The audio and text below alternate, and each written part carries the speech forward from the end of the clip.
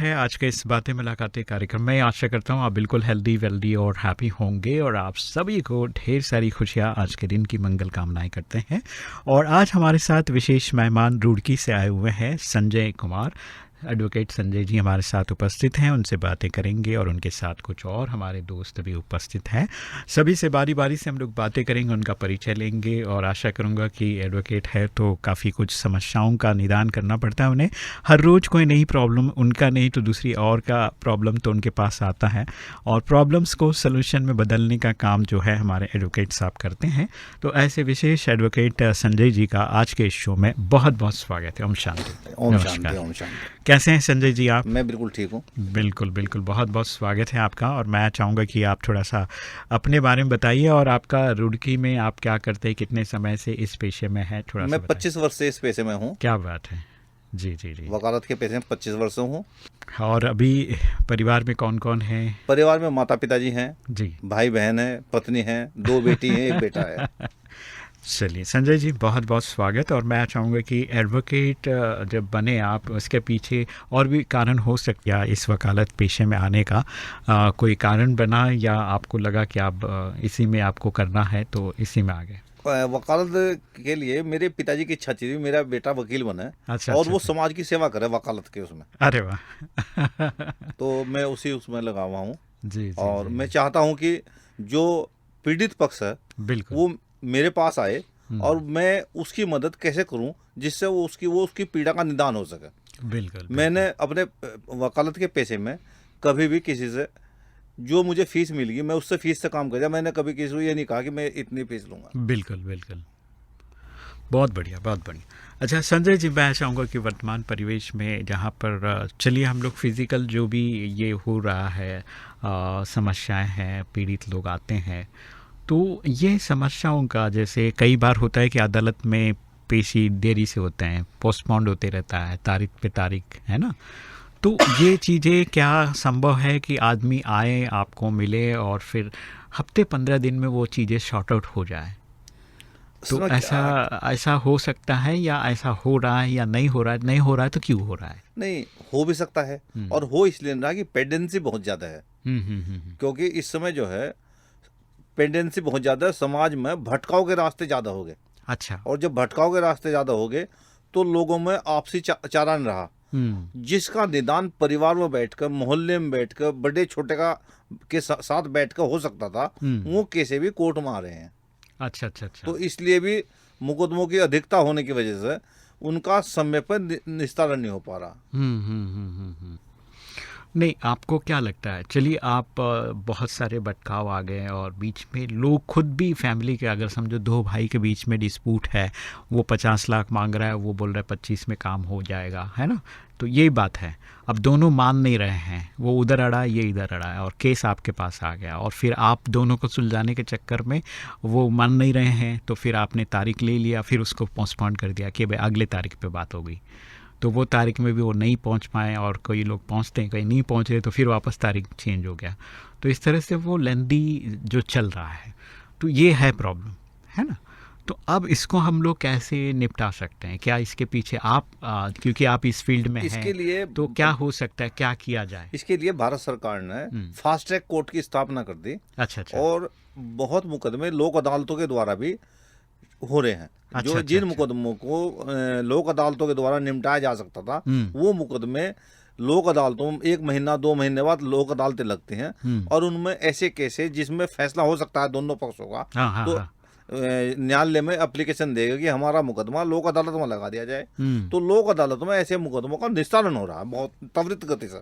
अच्छा, तो वो कैसे करते हैं उधर, क्या प्रोसेस है? उसमें यह है कि दोनों पक्षों की न्यायाधीश बात सुनता है, दोनों एडवोकेट्स की बात सुनता है और दोनों की सहमति से ही लोक अदालत में मुकदमा लगता है और वो उसका डिसीजन हो जाता है। अच्छा तो वो अच्छा। डिसीजन दोनों को मानना पड़ता है। उसके खिलाफ कोई वो नहीं हो सकती, अगली अगली अग्रिम कार्रवाई नहीं हो सकती, कोई अपील, कोई रिट उसके आगे लागू नहीं हो सकता। हाँ हाँ हाँ। तो ये एक अच्छी तो बात अच्छी बात है। बिल्कुल और बिल्कुल। फास्ट ट्रैक कोर्ट भी ये लगी कि उसमें डे बाय डे सुनवाई हो रही। भारत अच्छा सरकार अच्छा। ने फास्ट ट्रैक कोर्टों की स्थापना कर दी और इसलिए त्वरित न्याय हो।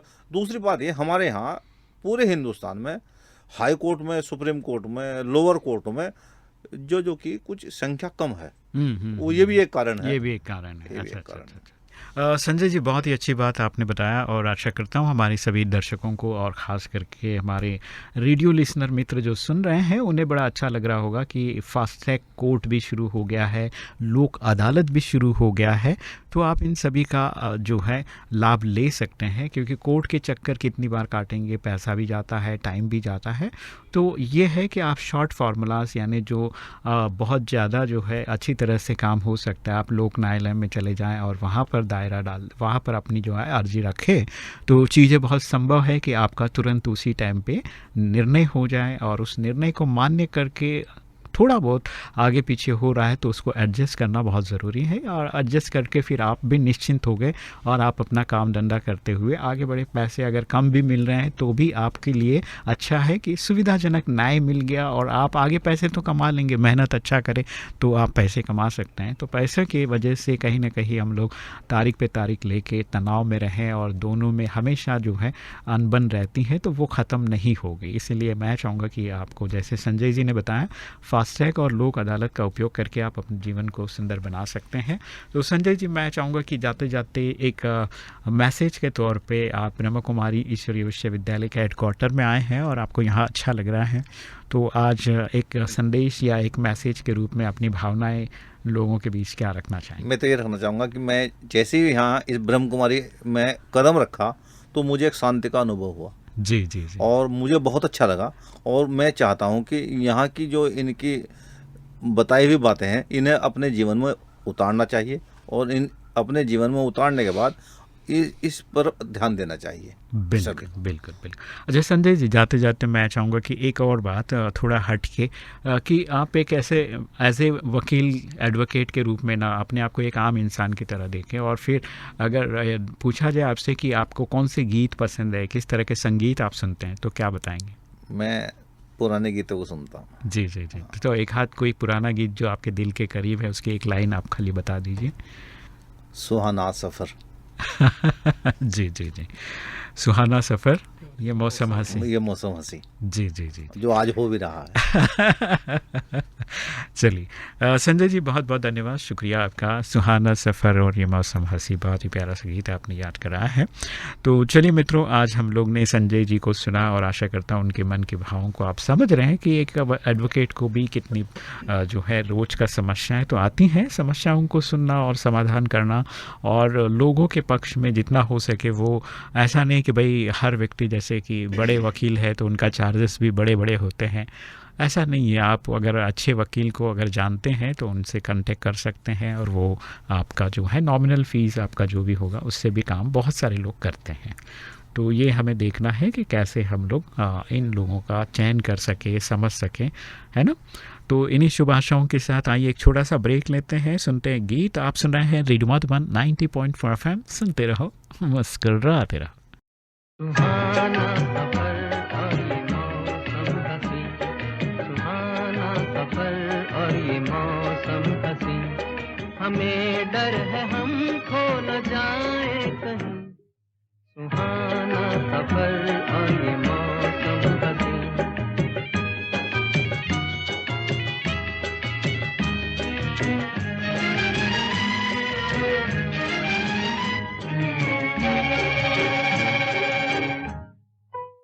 ये कौन हंसता है फूलों में छुप कर, बाहर बेचैन है किसकी धुन पर, ये कौन हंसता है फूलों में छुप कर, बाहर बेचैन है किसकी धुन पर, कहीं गुनगुन कहीं रुनझुन के जैसे नाचे जमीन, सुहाना सफर और ये मौसम हंसी, हमें डर है हम खो न जाए कहीं, सुहाना सफर और ये मौसम हंसी।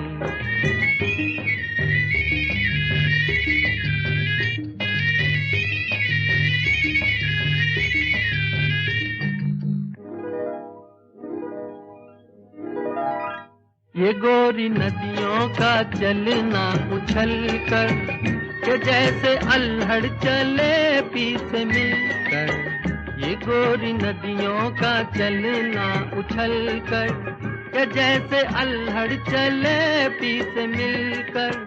प्यारे प्यारे ये नजारे निखार है हर कहीं, सुहाना सफर और ये मौसम हसी, सुहाना सफर और ये मौसम हसी।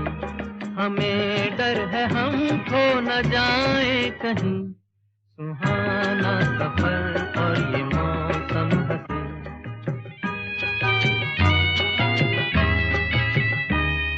ओहो हो, ओहो हो,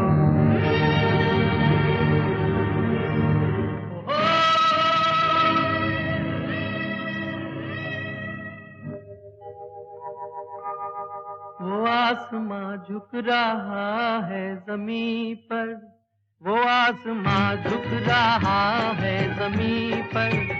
ये मिलन हमने देखा यहीं पर, वो आसमां झुक रहा है ज़मीं पर। ये मिलन हमने देखा यहीं पर। मेरी दुनिया मेरे सपने मिलेंगे शायद यहीं, सुहाना सफर और ये मौसम हसी, सुहाना सफर और ये मौसम हसी। हमें डर है हम खो न जाए कहीं, सुहाना सफर और ये मौसम हसी, सुहाना सफर और ये मौसम हसी। नमस्कार। ब्रेक के बाद आप सभी का फिर से एक बार स्वागत है और बहुत ही अच्छी बातें हुई संजय जी से। आशा करता हूँ उन्होंने जो गीत बताया वो सुनकर आपको आनंद आ रहा होगा। चलिए इसी तरह से आप आनंद लीजिए रेडियो सुनकर और अपने मन को खुश रखिए, और खुश रखना ही आज के समय की ज़रूरत है दोस्तों। तो चलिए रेडियो के माध्यम से मैं चाहूँगा कि आप खुशी अपने जीवन में हमेशा बनाए रखें, क्योंकि रेडियो सुन रहे हैं तो आप आनंदित हैं, नहीं सुन रहे तो थोड़ा मुश्किल होगा, है ना। लेकिन सुनते रहिए, आप काम भी करते रहें। अभी मैं बबलू गौतम जी को जोड़ना चाहूँगा आप सभी से। वो भी एडवोकेट है और संजय जी के साथ ही उपस्थित है हमारे साथ स्टूडियो में। तो बबलू गौतम जी बहुत बहुत स्वागत है, कैसे हैं आप? सर मैं बहुत ठीक हूँ सर, आपका धन्यवाद सर इसके लिए। जी जी जी। आपका कैसे इस पेशे में आना हुआ वो बताइए हमें। सर मेरी जो बैकग्राउंड है सर, जी जी, थोड़ा सा मतलब पूरे टाइप की है। अच्छा तो अच्छा। सर मैं वहाँ से ही थोड़ा सा देख करके हमारे लोगों के सामने बहुत समस्या रहती है इस तरह की, तो मैं इस पेशे में इसलिए आया हूँ सर, बिल्कुल ताकि लोगों की हेल्प कर सकता हूँ। बिल्कुल बिल्कुल बिल्कुल। तो जैसे कि आप इस पेशे में आए तो आप सबसे बड़ा जो चैलेंज वाला जो केस था उसमें थोड़ा सा विदाउट नाम आप उस चैलेंज केस को बताइए जो आपके पास आया। नॉर्मल जो केसेस आते हैं उसको छोड़ के कोई चैलेंज वाला केस आपके पास आया हो, आपने उसको ठीक किया हो, तो वो थोड़ा सा बताइए। हाँ सर मेरे सामने आया था, दरअसल वो फैमिली मैटर था। जी जी जी। तो फैमिली मैटर में क्या हुआ कि सर वो दो युगल थे, तो उनका क्या हो गया, दोनों ही जॉब करते थे, दोनों जॉब करते थे। तो उनमें आपस में किसी बात में मनमुटाव हो गया, मनमुटाव हो गया। तो उन्होंने कहा कि हमारा डाइवोर्स चाहिए। अच्छा अच्छा अच्छा। तो सर मैंने उनको समझाया, उसने कहा नहीं हमारा काम चल नहीं पाएगा। तो सर उनका मैंने 13 सेक्शन 13 भी मैंने उनका पिटीशन दायर किया और कोर्ट में पेश करा। उनको पेश कराने के बाद फिर वहाँ भी एक काउंसलिंग हुई। वहाँ पर जो हमारे जज साहब थे उन्होंने भी उनको समझाया कि भाई जो ठीक नहीं अभी है, मतलब अभी तुम्हारी तो उम्र शुरुआत ही है अभी, बिल्कुल। लेकिन वो नहीं माने, तो वो दायर होगा पिटीशन। उसके बाद फिर वो दोनों अलग अलग चले गए। जो थी लेडी जो थी वो टीचर थी, लड़का इंजीनियर था। तो सर उसमें फिर क्या हुआ कि ये बीच में तो आई नहीं, मुलाकात इनकी हुई नहीं। तो ये बार मेरे से बीच में संपर्क करते रहे कि ये हमारे उसमें क्या हो रहा है। मैंने कहा भाई ठीक है तुम्हारा डिसाइड हो जाएगा अभी। तो ये बीच में फिर बाद में हमारा इनका संपर्क नहीं हुआ। तो मैंने इनके यहाँ से घर पे ही पोस्ट कार्ड डलवा दिया। अच्छा अच्छा। जी सर। तो पोस्ट कार्ड जब डाल दिया तो वो घर वालों को मालूम हुआ। तो सर उसमें घर जो ये कर रहे थे ये बिना घर वालों को बताए, बिना बताए ये डाइवोर्स ले रहे थे सर। अच्छा ठीक है अच्छा। तो जब उन घर वालों को मैंने उनको मतलब सूचना दी तो उन्होंने समझा और वो फिर वापस यहाँ कोर्ट में आए। कोर्ट में आने के बाद में तो फिर इनका एक समझौता हुआ सर। अच्छा। तो सर ये टिपिकल ये था कि इनको मैं काफ़ी समझा रहा था लेकिन नहीं समझ नहीं पा रहे थे। अच्छा ये तब तो कह रहे थे कि भाई घर वालों को मालूम है, लेकिन जब उनकी नॉलेज में था नहीं, जब मैंने पोस्ट कार्ड से चला गया मैसेज सूचना दी तो वो आए, फिर इनका सर कंप्रोमाइज़ किया, तो आज वो ठीक है। चलिए, बहुत ही अच्छी बात आपने बताया गौतम जी, और आशा करता हूँ क्योंकि आजकल हमारे भारत में डाइवर्स केसेस हमारे भारत में थे नहीं, अब कुछ समय से 4-5 सालों से ये ज़्यादा बढ़ रहे हैं। और मुझे लगता है कि जो हम लोग सुनाते थे कि डाइवर्स तो ये तो फॉरेन की शब्द है, विदेश का शब्द है, वहाँ डाइवर्स होते हैं, शादी हो गया 4-5 दिन के बाद डाइवर्स हो गया, महीने के बाद डाइवर्स हो गया, तो ये चीज़ें हमने वहाँ देखी थी। लेकिन आज वो हमारे इस भारत में भी वो चीज़ें बहुत ज़्यादा हो रही हैं। तो निश्चित तौर पे ये एक बड़ी चिंताजनक भी बात है, क्योंकि डाइवर्स माना सिर्फ एक व्यक्ति का डाइवर्स नहीं होता, एक पति पत्नी का डाइवर्स नहीं होता, क्योंकि उसमें दो परिवार भी हो जाते हैं। तो कम से कम 100 लोग जो है इधर उधर के दोनों पक्षों में उनके पास मैसेज चला जाता है। वो सारे लोग सोचने पड़ते हैं कि ऐसा क्या हुआ कि हमने तो शादी तो ठीक से ही करवाई थी, बातचीत करके ही करवाई थी, लेकिन अब ऐसा कुछ हुआ है। तो निश्चित तौर पे ये चीज़ें। तो गौतम जी, मैं चाहूँगा कि एक मैसेज आप क्या बताना चाहेंगे जी लोगों के लिए? सर मैसेज तो मैं यही देना चाहता हूँ कि जो आजकल जो डाइवोर्स पे बात हो रही है तो उसके बारे में बताता हूँ क्योंकि आगे एक तो सर सभी लोग ज़्यादा जागरूक हो चुके हैं, बिल्कुल, एक दूसरे कोई बात मानने को तैयार नहीं रहता है। तो सर मैं तो ये कहता हूँ कि जैसे मैं यहाँ पर ब्रह्म कुमारी में कदम रखा, जी, यहाँ का जो मैंने वातावरण देखा बहुत शांति है और बहुत ही अच्छे विचारों से यहाँ से समझा जाता है। तो मैं चाहता हूँ कि जो नए बच्चे हैं वो थोड़ा सा इस तरफ मतलब अपना अध्यात्म की तरफ जुड़े, तो जो उनकी समस्याएं हैं उनका समाधान वो स्वयं कर सकते हैं। बिल्कुल। तो सर मैं ये मैसेज देना चाहता हूँ। बहुत ही बढ़िया मैसेज है आपका, और मुझे लगता है कि अध्यात्म हम सभी की आज की ज़रूरत पड़ी है, और समय के साथ साथ जिन चीज़ों की ज़रूरत पड़ती है, वैसे कहा जाता है कुदरत एक बहुत बड़ा जो सलूशन है वो कुदरत खुद ही देता है। जी। आज देखिए हम लोग साबुन वगैरह सब लगा देते हैं, है ना? जी। आज से अगर 20-25 साल पीछे चले जाए तो साबुन था ही नहीं ना, था ही नहीं सर। जी। या 50 साल पहले हमारी जो पीढ़ियाँ हैं, सॉरी 20-25 साल बहुत ज़्यादा, हाँ, तो 50-60 साल पीछे अगर हम लोग चले जाते हैं तो निश्चित तौर पे वहाँ पर वो चीज़ें नहीं थी। लेकिन जैसा जैसा समय के साथ जो ज़रूरतें होती हैं वो अपने आप कुदरत हमारे बीच में ला के इन्वेंट करती है। तो ज़रूरत के अनुसार इन्वेंशन होती है, आविष्कार जो है ज़रूरत की जननी है, ऐसा कहा जाता है।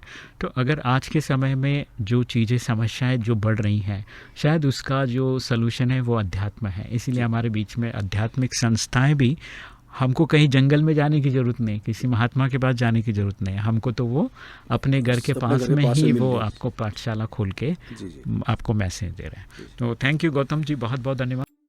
नमस्कार, ब्रेक के बाद आप सभी का फिर से एक बार स्वागत है। और गौतम जी ने काफ़ी अच्छा जो है इन्फॉर्मेशन हमें दिया और ख़ुद का अनुभव शेयर किया कि आजकल जो डाइवर्स केसेस हैं वो बड़ी मुश्किलें हमारे जीवन में कर रही हैं, और उसको निपटाने के लिए हमें जो है परिवार का सहयोग हमेशा लेना चाहिए। दोनों परिवार का अगर सहयोग है तो बात अलग है, अगर उनका सहयोग नहीं है तो उनको सुनना ज़रूरी है, और उनको सुनने के बाद शायद हमारा जो डाइवर्स वाली विचार है वो बदल सकते हैं।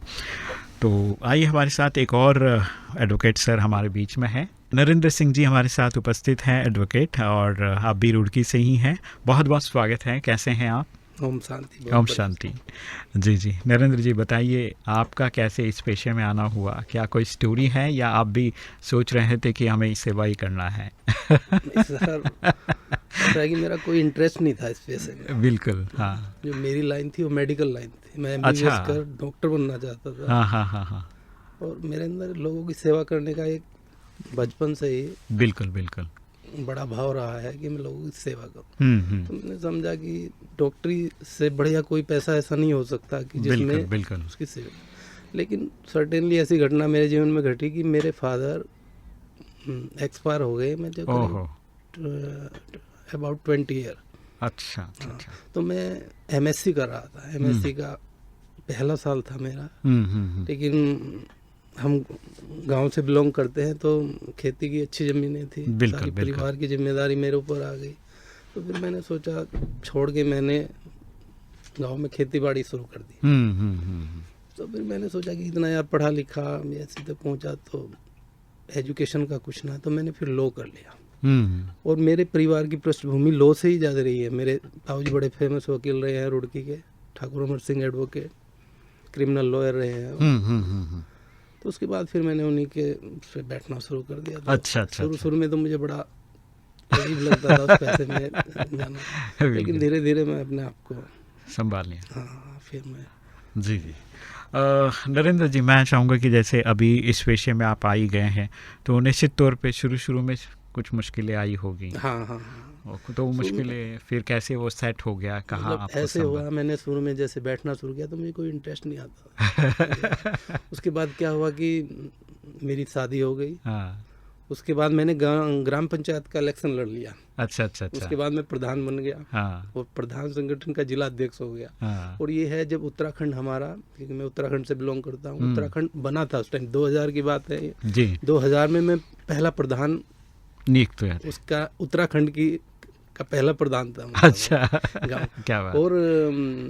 और सबसे यंग प्रधान था मैं। हाँ। मैं अबाउट 26 इयर्स मेरी उम्र हो गई। बिल्कुल। और ऊपर से मैं उसका जिला अध्यक्ष हो गया। तो मैं जब जाता था तो लोग वहाँ पे बड़े काफ़ी एजेड प्रधान थे, आते थे ये कल का लड़का, ये जिला अध्यक्ष किसने बना दिया। तो इस तरह की समस्याएं हैं। उसके बाद में फिर 2007 तक मैं पंचायत में लोगों की उसमें ही रहा। मैं कोर्ट जाता था करीब, जब तक मन किया 2-3 बजे तक बैठा। उसके बाद फिर मैंने कंटिन्यूसली करीब 2012-13 के बाद मैंने कंटिन्यूसली किया। फिर मुझे अब तो मैं इंटरेस्ट भी आने लगा। और चलिए, बड़ी मज़ेदार आपकी कहानी है, बड़ा अच्छा लगा हमें सुन के। नरेंद्र जी, मैं चाहूँगा कि अब जैसे उत्तराखंड का जो परिवेश है उस समय और अभी में क्या डिफरेंस आया है वो बताइए थोड़ा। देखो, डिफरेंस तो काफ़ी आ गया है। पहले हमें अपने उसके लिए इलाहाबाद भागना पड़ता था। लेकिन अब हमारे पास राजधानी भी हमारी देहरादून है। मुश्किल से हार्डली 70 करीब 1 घंटा, अच्छा 1.5 घंटा हमारा लगता है। हाँ। और लखनऊ जाने के लिए हमें बड़ा प्रोग्राम बनाना पड़ता है। लेकिन उसके बाद भी हमें ये लगता है कि हम अपने को यूपी, हमें ऐसा लगता है कि हम यूपी के हैं। हाँ। आज भी हमें ये फीलिंग्स नहीं आती कि हम उत्तराखंड के हैं। हालांकि सुविधाएं बढ़ी है, छोटा स्टेट हो गया है, हर चीज़ कम्युनिकेशन बहुत अच्छा हो गया। हाँ, अच्छा हो गया है। हाई कोर्ट अपना अलग हो गया है, राजधानी अपनी अलग हो गई है, सब अधिकारी बहुत नज़दीक हो गए हैं। मुख्यमंत्री से जब चाहो मिल लो। तो ये सब चीज़ें तो आई है जी।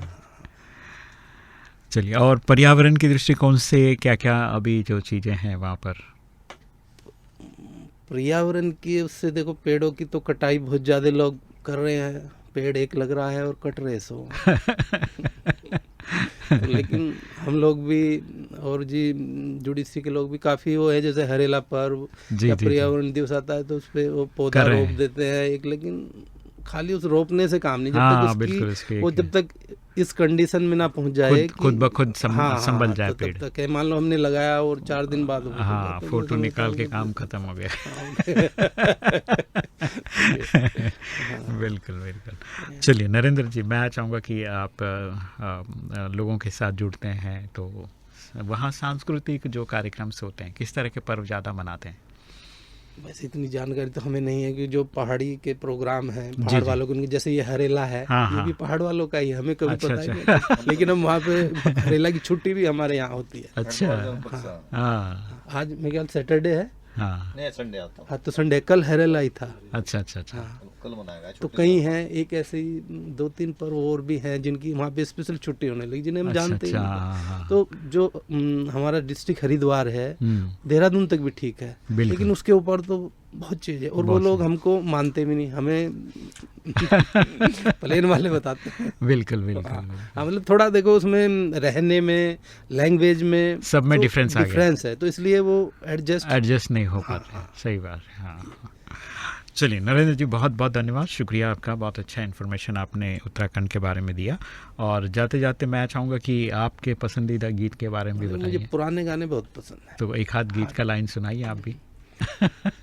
बाद आप सभी का फिर से एक बार स्वागत है। और मैंने कहा कि आज हमारे स्टूडियो में काफ़ी लोग आए हुए हैं, और संजय जी को सुना, उसके बाद बुलाल गौतम जी को सुना, और उसके बाद हमने नरेंद्र जी को सुना, और अभी हमारे साथ प्रदीप जी हैं। प्रदीप जी, बहुत बहुत स्वागत है। प्रदीप जी, मैं चाहूँगा कि आप थोड़ा सा अपने बारे में बताइए। सर, अगर मैं अपना थोड़ा सा इंट्रोडक्शन दूँ। जी। तो ये है कि कैरियर इंट्रोडक्शन दूँ तो मेरे जो पिताजी हैं वो एडवोकेट हैं। लगभग 32 इयर्स से वो प्रैक्टिस में हैं। अच्छा। तो मेरा भी वहीं से रुझान इस पेशे में आया था। और 2018 में मैंने अपनी LLB कंप्लीट कर ली थी। और अब मैं लगभग 3 इयर्स से इस पेशे में हूँ और अभी एज ए जूनियर एडवोकेट। क्या बात, क्या बात।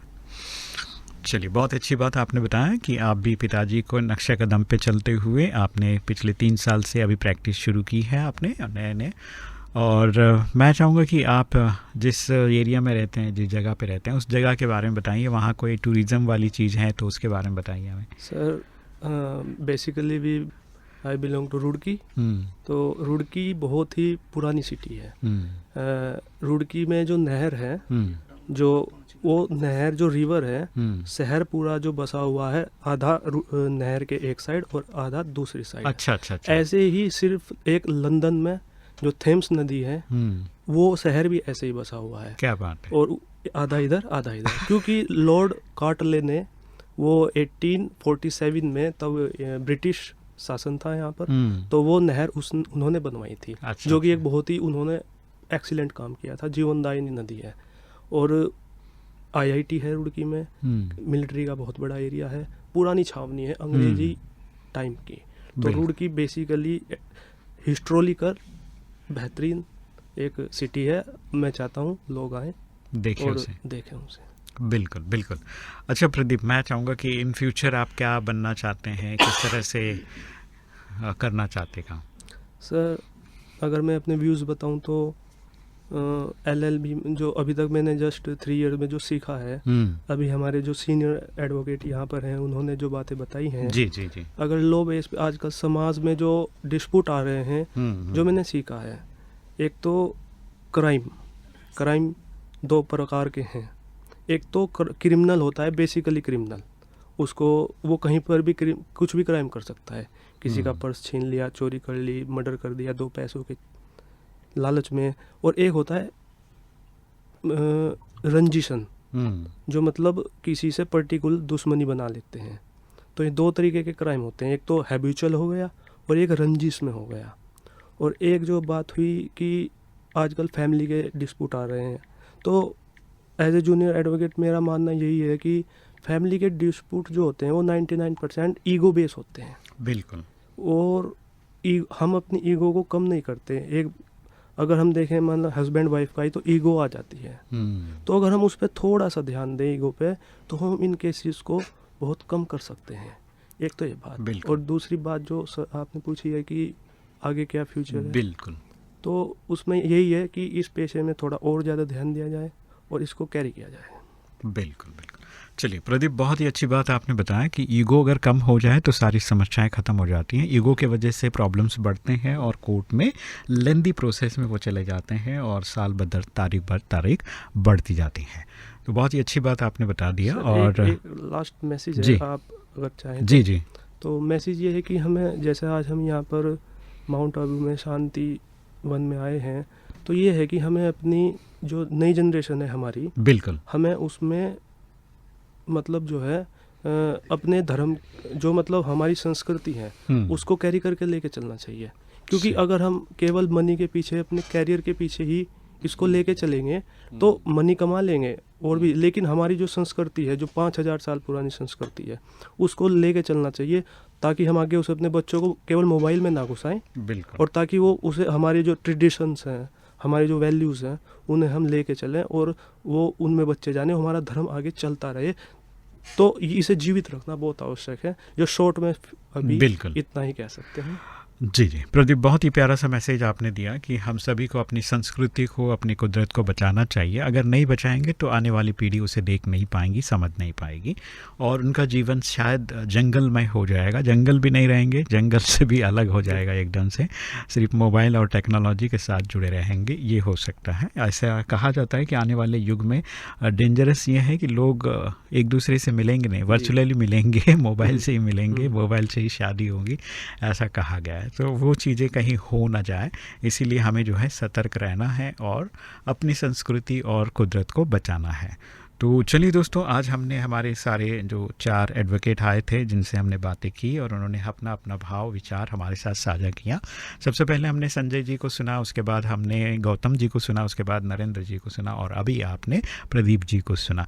तो चलिए, हमारे चारों एडवोकेटों को बहुत बहुत शुभकामनाएं, मंगल कामनाएं करते हैं और इसी तरह समाज को संपन्न बनाने के लिए, संस्कृति को बचाने के लिए, पर्यावरण को शुद्ध और सुंदर बना के रखने के लिए उनका योगदान रहे और लोगों में जागरूकता फैलाएं और कम से कम समस्याएं हो और समाधान ज़्यादा से ज़्यादा लोगों को दे पाए। ऐसी शुभ आशा के साथ, ऐसी शुभ प्रार्थना के साथ फिर मिलते हैं अगले एपिसोड में दोस्तों। आज के इस एपिसोड में जहाँ पर आपको लगा कि कहीं ना कहीं ये मेरी दिल की बात हो रही, तो उसे ज़रूर अपनाएं और लोगों को अच्छी बातें ज़रूर सुनाइए। अगर संदेश में कहीं लग रहा है कि ये संदेश सब तक पहुँचना चाहिए, तो आज वो काम आप ज़रूर कीजिए। कैसे पहुंचाएंगे? फ़ोन करके ज़रूर पहुंचाइए, फ़ोन करके बताइए आप एक दूसरे को मैसेज।